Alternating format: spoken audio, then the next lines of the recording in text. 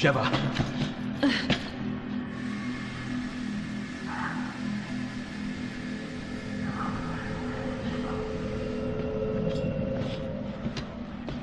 Well, glad you could make it. Up here, you two. Excella, where's Jill? Jill. You're like a broken record, you know that? Just as single-minded as he said. You've spent so long trying to track down Uroboros. Well, here, enjoy.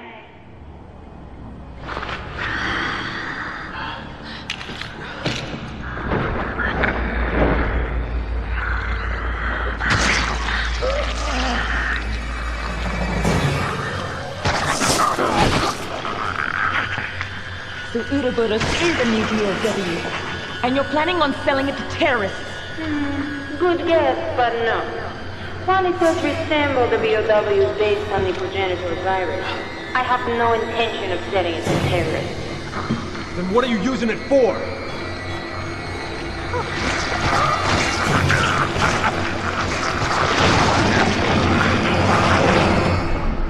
Evolution. It's a philosopher's stone, one that will choose through DNA who shall proceed to the next stage. My vision and his combined, now made a reality. Evolution? What are you talking about? Oh, you'll find out soon enough. Everyone will.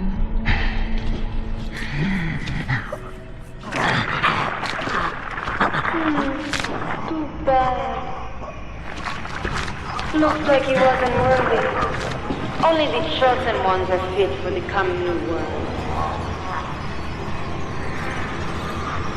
Excella, wait! From that dialogue, we learn Uroboros filters people. In an Uroboros instruction sheet, we can see, beyond dosage by body weight, it also lists key traits. If the subject is compatible, viral activity drops. They can't stay lucid, but physical ability spikes. If not compatible, they turn into Uroboros sludge. And if there are hosts nearby, it actively captures them. Hunting, feeding, multiplying absurdly hard to kill. So, with that manual and Excella's evolution. Is the plan to infect the entire world with Uroboros? Then let the compatible survivors evolve. But there's one huge prerequisite. How do you spread it worldwide?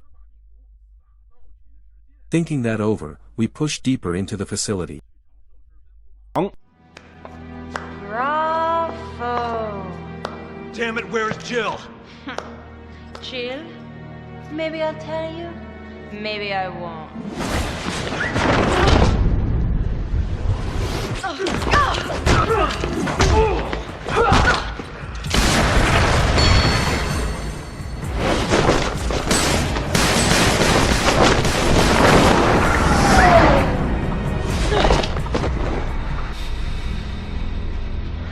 Stop playing around. We want some answers.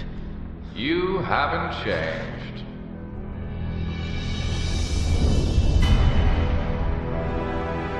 Wesker, you are alive.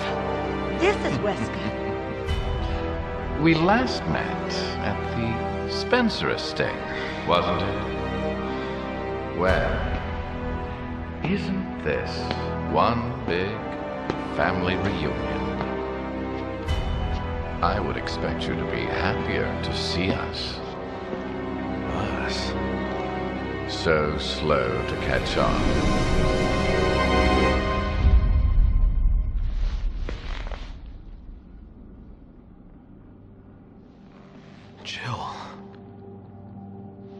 Jill, it's me, Chris. What? Are you sure that's her? The one and only.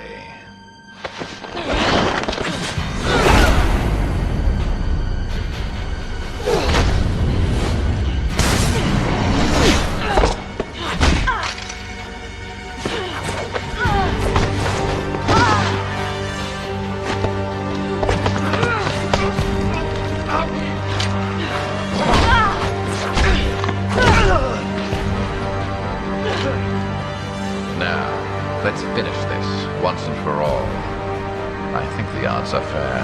2 on 2. Right, Jill. So the masked figure was Jill. Chris searched for her for years. But why does she look so different now? Let's rewind to Ref 5's prequel Lost in Nightmares DLC, 3 years ago, when Chris and Jill infiltrated Spencer's estate. Her hair color was hard to describe. The filter was so muddy, let's call it chestnut. But now it's blonde. Why? Before this, you can find a document explaining Jill's physical changes, like Uroboros compatibility altering pigment, and more. But why doesn't Jill recognize Chris? Come on, Jill! Get yourself together, wake up! Jill Valentine!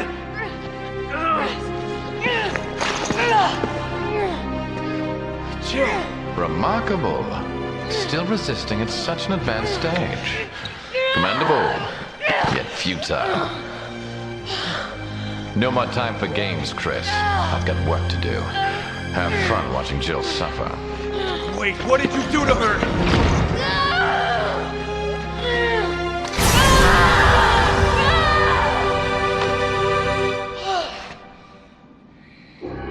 What's that on her chest?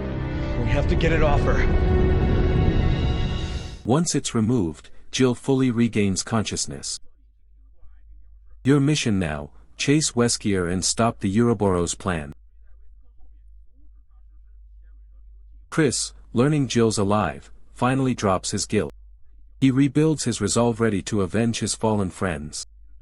They spot Wesker and Excella boarding a massive ship. And then it's the usual fight our way through. Past the container dock, they find Excella in a ship lab. They urge her to surrender. She refuses and runs. We shoot. She drops a case. Look closer. Tricell made.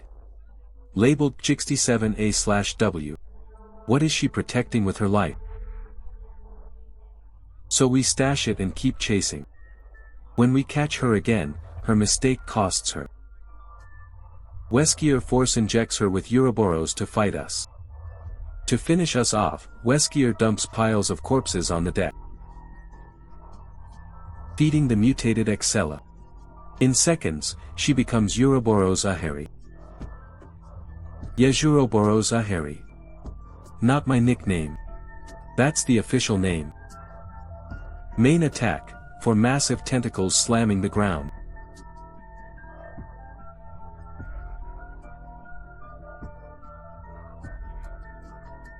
After devouring that many hosts, its armor is insanely thick. Bullets can't pierce it, so the satellite laser returns.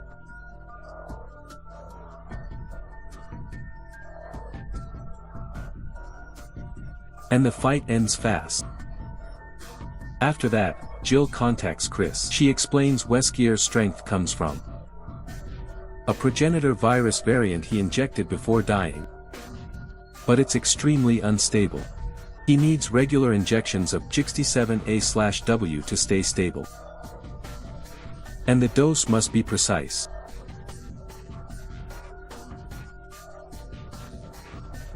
Too much, and Wesker may go berserk. Also, this term appears here for the first time in the series. Ref 5 only. No prior lore, no files, nothing. So yeah, call it a late-game plot coupon. And that PG67 A/W serum is in our pants. So the mission now is to find Wesker and jab him. You've really become quite an inconvenience for me.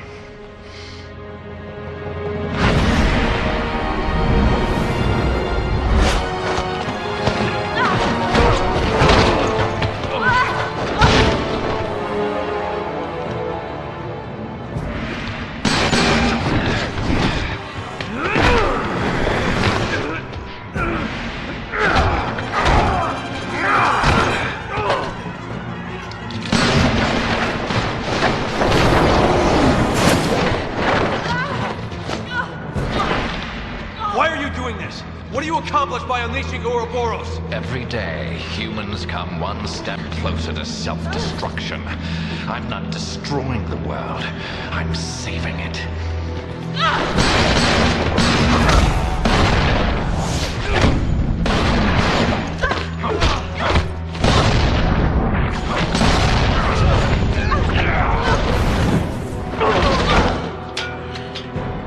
This guy's lost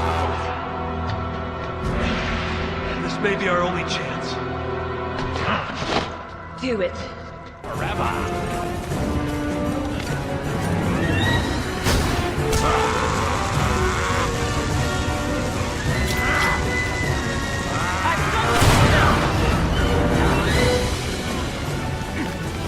Do it now! Give him the shot!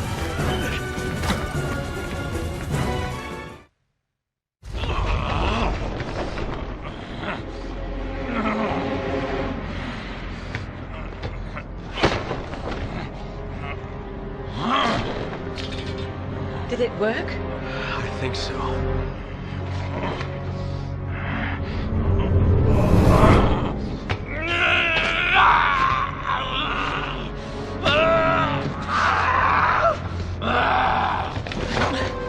Shit, he's getting away. Hurry!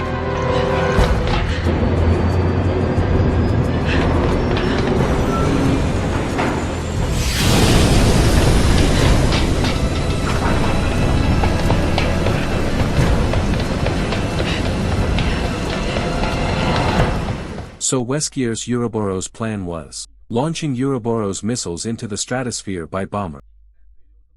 The released virus rides upper-level winds around the globe.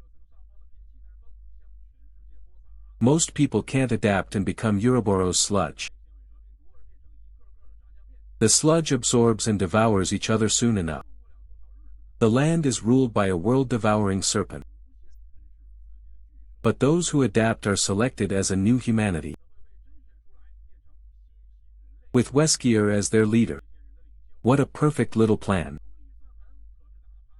But now Wesker's been overdosed with the serum. So where does this go next? 会如何呢？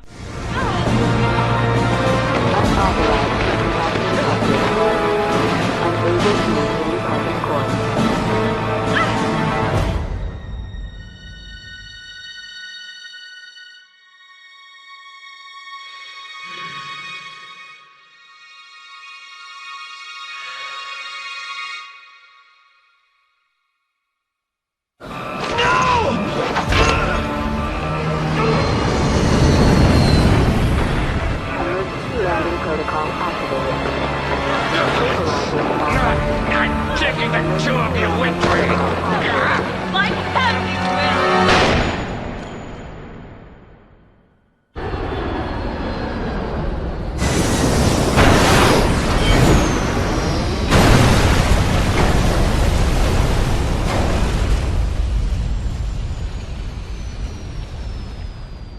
I killed you years ago.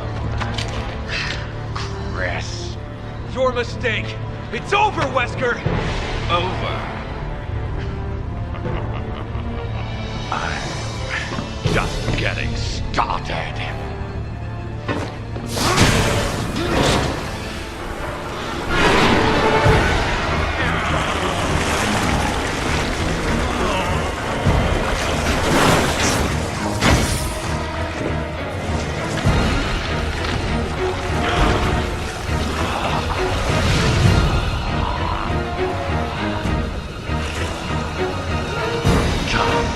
To die, Chris.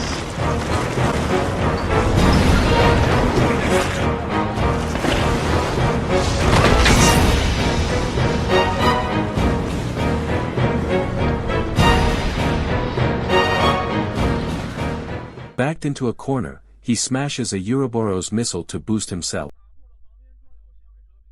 Unlike the rejects, Wesker stays conscious after infection. His abilities spike, with all kinds of attacks. Every angle. He can basically use every boss move ridiculous. But since the writers insist he dies, Chris and Shiva fight through it and RPG him into the lava. And just like that, the long-built final boss Wesker ends in Refi, leaving players endless debate. As the helicopter flies off, Refi's main story ends. But there's another thread I skipped running in parallel. Timeline, after Jill separates from Chris. She collapses on the spot. Josh, Delta team leader, rescues her. They call evac and escape by helicopter from the ship's far side. That's why they later show up at the volcano to pick up Chris. One more mystery, what was that device on Jill's chest? The main game never explains it. No file documents it either. From her fall to the unmasking what happened in between is unclear. What Wesker did with Jill all that time is never stated.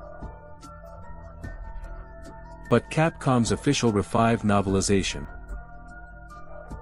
actually fills in that gap.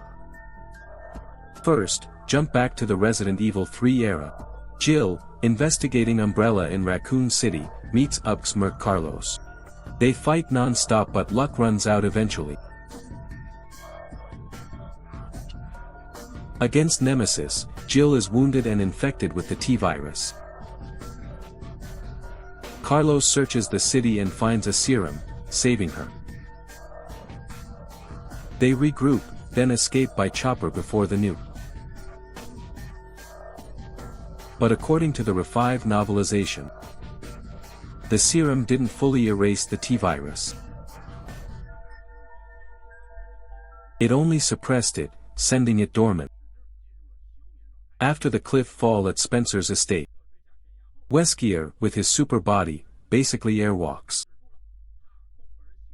He carries the badly injured Jill back to his lab. For revenge and for the show decides to heal her. Then put her into cryosleep. Once Uroboros is complete, Jill will be the first test. Seeing Jill like that would break Christ, that's the point. Yep. That's Wesker's revenge on the PSA. But after she's put into the pod, the life monitor flags something abnormal in Jill's organs. Curious, Wesker analyzes her and finds that the dormant T-virus changed after years inside her. Her body adapted and even developed resistance. Meaning Jill herself became a walking antivirus serum. Meanwhile, Wesker tests progenitor extracts from Sun Stare. And keeps failing. The progenitor strain is simply too toxic. It can mutate subjects, but they soon die. So Wesker starts thinking. If Jill's serum is fused with progenitor extracts, could it reduce the toxicity? With that idea, he puts it into practice. After endless trials, he finally creates a stable mutagen. That became the Uroboros virus. So yes, without Jill, Revive's plot wouldn't happen. Elsewhere, his team discovers a substance later named 30. It boosts the body and makes control easier. But it has a fatal flaw, the effect is short-lived. To control long-term, you need a drug bag hooked to the subject. So looking back at Jill's first true reveal in Refi, she's clearly way stronger than before. Explosive moves, bullet dodge everything. As the drug wears off, Chris starts reaching her. Seeing that, Wesker immediately hits his controller, forcing the chest device to pump more 30. Jill is bound again, forced under Wesker's command, and that's how she kept moving to his orders. Another mystery, we've solved Umbrella crates near Sun Stare. And we know Tricell showed up decades later to take over. But as Part 1 said, Umbrella's secrecy was airtight. So how did Tricell learn about Africa? To answer that, we go to Umbrella Chronicles. In its final original chapter.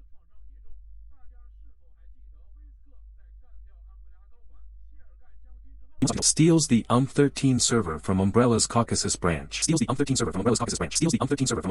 Yep. That server was packed with Umbrella's secrets. And losing it tanked their stock and led to bankruptcy. So would Africa's research lab be recorded in there? Yes. After learning the lab's location.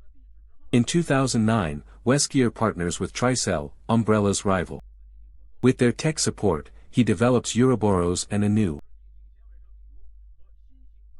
Uroboros fuels his ambition to rule the world. Plaga R&D is for commercialization black market funding. One question down. Now a new one. In part 1, when Chris and Jill reach Spencer's estate, they see Spencer dead, and Wesker as the killer. As the story goes on, flashbacks suggest they argued before that tragedy. So what really happened? Start with Spencer's situation before his death.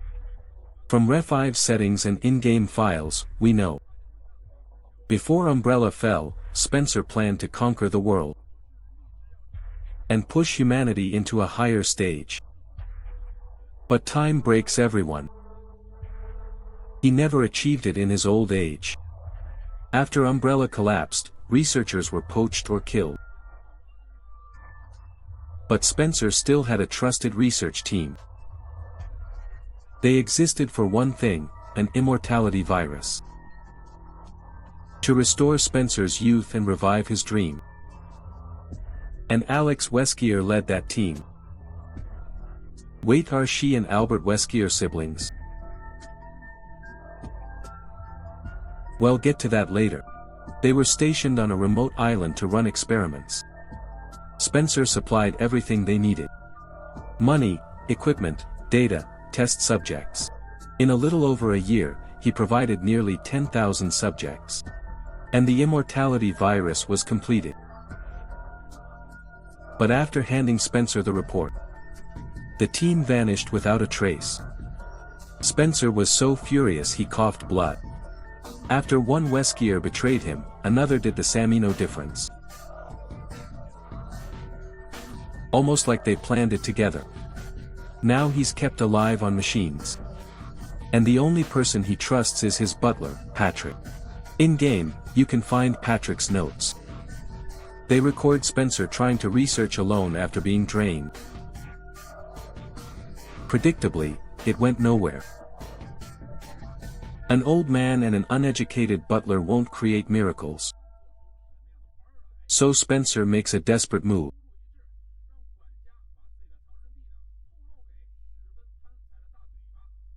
And has Irving passed the message to Wesker. Wesker learns the location and visits immediately. 直接登门拜访。 A new superior breed of humans, given birth by the progenitor virus. The Wesker children were entrusted with endless potential. Of them, only one survived. You. Are you saying I was manufactured?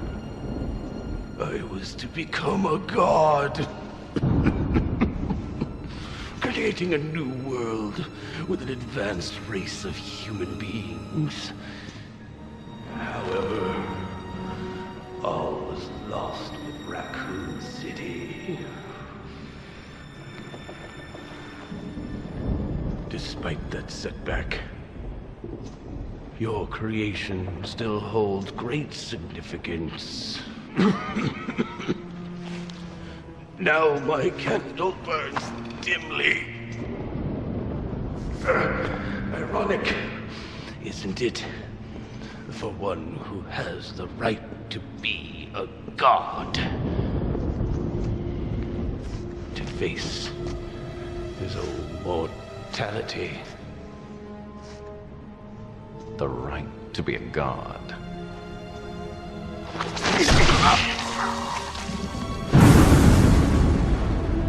That right is now mine.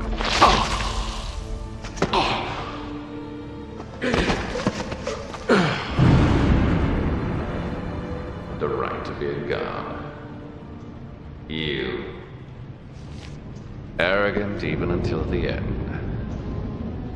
Only one truly capable of being a god deserves that right.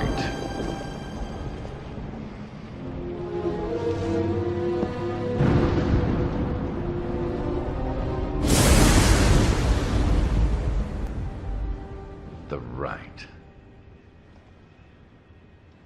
With Uroboros, I have that right. From that exchange, we can tell. Spencer wanted Wesker to return and serve him to become a god. But those words also woke Wesker up. Serve you? Why not me? And you call me a clone? How could I accept that? So he backhands Spencer straight through, ending him on the spot. Anyway, Spencer implied there were multiple Weskers. All high potential candidates, so what's the truth? To answer that, we need files from Resident Evil Revelations 2. Let me pull those documents in.